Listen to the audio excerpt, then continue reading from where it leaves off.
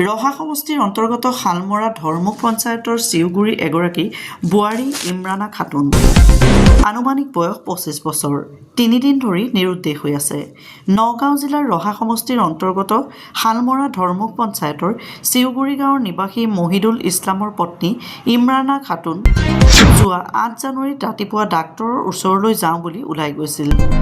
যেতিয়া দুপৰীয়ালৈকে ঘৰলৈ ঘূৰি নাহিল তেতিয়া ওচৰৰ আত্মীয়ৰ ঘৰত বিচাৰি নাপাই উপায়বিহীন হৈ ইমৰানা খাতুন নিৰুদ্দেশ হোৱা বুলি কামপুৰ আৰক্ষী থানাত 9 জানুৱাৰীত জাননী দিয়ে দেউৰেক ছাইদুল ইছলামে। দিন হাজিৰা কৰি পৰিয়াল পোহপাল দিয়া মহিদুল ইছলাম এতিয়া নিৰাশাত ভুগি আছে, কিয়নো ইমৰানা খাতুনে দুটাকৈ সন্তান এৰি থৈ গৈছে। এতিয়া মহিদুল ইছলাম কামত যাবনে সন্তানকেইটাৰ লালন পালন কৰিব। যদি কোনোবা সদাশয় ব্যক্তিয়ে ইমৰানা খাতুনক দেখা পায় তেন্তে 7086205713 নম্বৰত যোগাযোগ কৰিবলৈ অনুৰোধ জনোৱা হ'ল।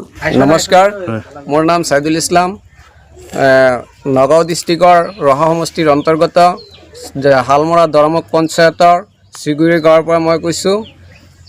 আজি মই এইখিনি মূল কথা ক'বলৈ ওলাইছোঁ যে আমাৰ ঘৰৰ পৰা ইমৰানা খাতুন নামৰ বোৱাৰী এজন ফাৰ্মেচিত ঔষধ কিনিবলৈ গৈ তাৰ পৰা উভতি নাহিল।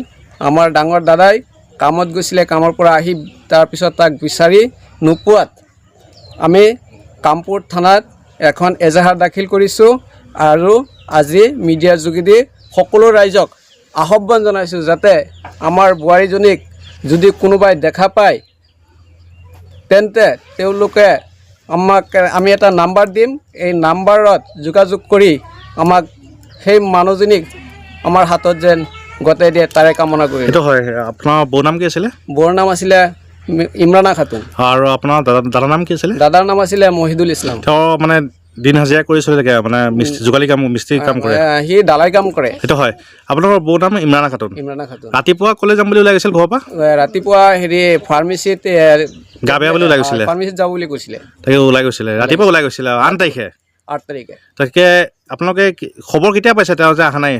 আমি 8 তাৰিখে আমি প্ৰায় 12টামান বজাত মানে অপেক্ষা কৰাৰ পিছত গম পালোঁ যে অহা নাই। তাৰপিছত আমি খোজাখুজি বিভিন্ন পৰিয়ালক আপোনালোকে যিমান বোৱাৰীগৰাকী পৰিয়ালক খবৰ দিছেনে? দিছোঁ। আৰু আপোনালোকৰ পৰিয়ালৰ গাঁৱৰ মানুহে বিভিন্ন স্থানত বিচাৰিছোঁ, খবৰ পোৱা নাই। আৰু মোবাইলত ফোন কৰিছে নেকি?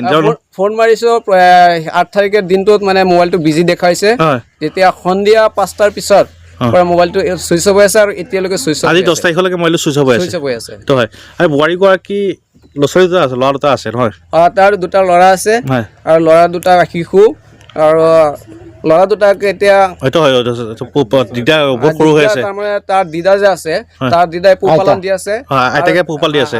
তাৰ আইতা পোহপালন দি আছে কাৰণে, আৰু তাৰ আইতাৰো বেমাৰ হয়, অসুস্থ, তথাপিও মানে কষ্ট কৰি মানে পোহপাল দিব। এইটো ভাবি ৰাইজক কি অনুৰোধ কৰিব, কোনো সদায় ব্যক্তিয়ে যদি এই বোৱাৰীগৰাকীক দেখা পাই থাকে আপোনাৰ যোনটো স্ক্ৰীণ ফোন নম্বৰ তাত যোগাযোগ কৰিব লাগিব। কাৰণে আমাৰ যিকেইটা শিশু ল'ৰা ছোৱালী সিহঁতৰ ভৱিষ্যতৰ চিন্তা কৰি পেলাই মাক যদি আকৌ ঘূৰি আহে কি ক'ব?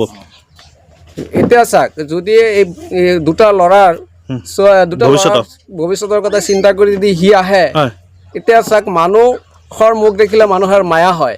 এতিয়া দাদাই যদি তাক মুখৰ পিনে চাই যদি মৰম কৰি যদি সি লয়, আমাৰ কোনো ওজৰ আপত্তি নাই। ঠিক আছে। এটা ফোন নম্বৰটো আমি যোগাযোগ কৰিব পাৰিব ন, যিটো নম্বৰত? ঠিক আছে, ধন্যবাদ।